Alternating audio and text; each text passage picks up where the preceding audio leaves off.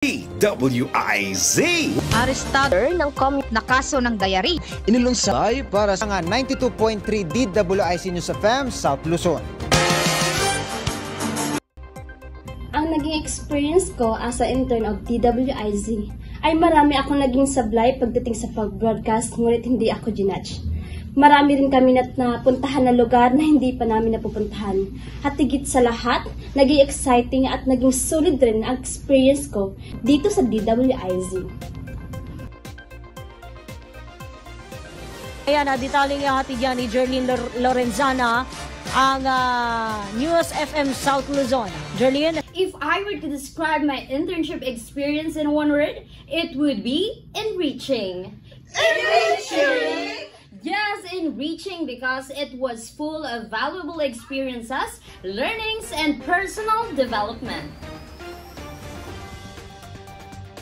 Alamin nga natin ang detalye mula kay Richard Armenta Jr. Richard?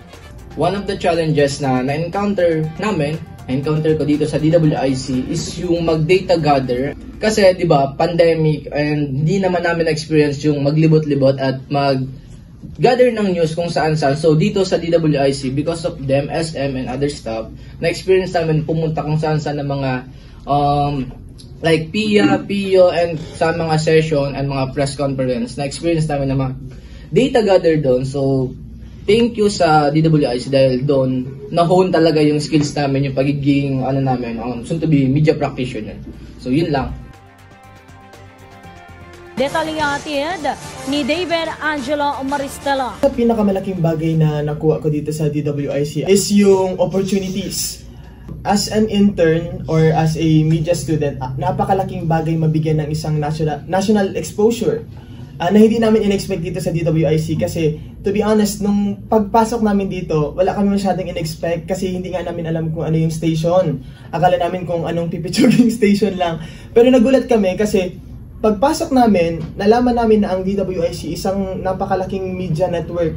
Kaya nabigyan kami ng exposures nationally, tapos nabigyan din kami ng chance magbigay ng news copies sa iba't ibang regional stations gaya ng pinagawa kami ng news para ipadala sa Naga.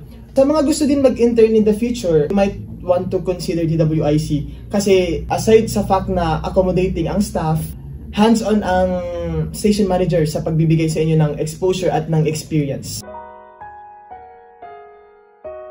Ang detalye ng balita mula dyan kay Amirose Base. Ang masasabi ko lang during my internship is it was really incredible kasi I met a lot of people, especially Forbes students na nag-intern din dito sa DWIZ. Karoon ako ng connection sa station manager and also the employees here. They are very friendly. Naging parang, parang tropa kumbaga, especially lalo na kay Sir Ronnie Emberen, na station manager namin.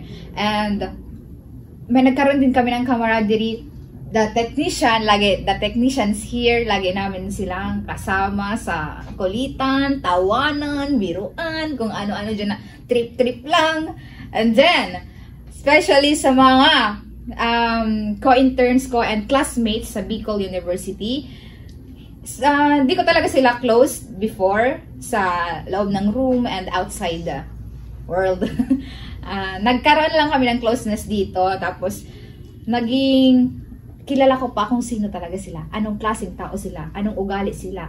Meron kung introvert ba to, introvert dito ba, o ano ba talaga. Lastly, to be honest, I will cherish the memories that we had, the lesson I learned. 7 years. Binibigay ko po ng 2 points si Richard.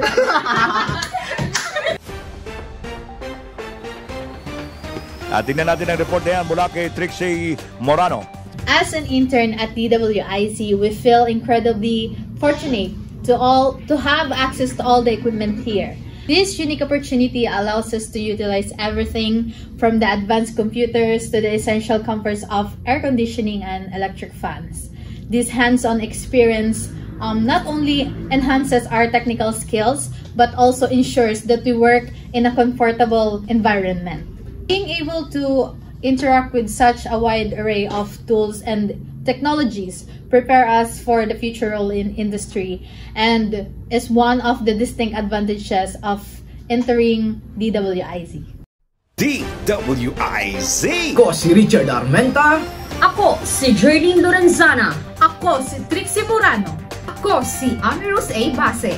Ako si Jonalyn Garcia. Ako si Daven Angelo Maristela. Kami ang Bicol University Interns. Para sa impilang may todong lakas, DWIZ News FM South Luzon, nagbabalita ng tama, naglilingkod ng tama.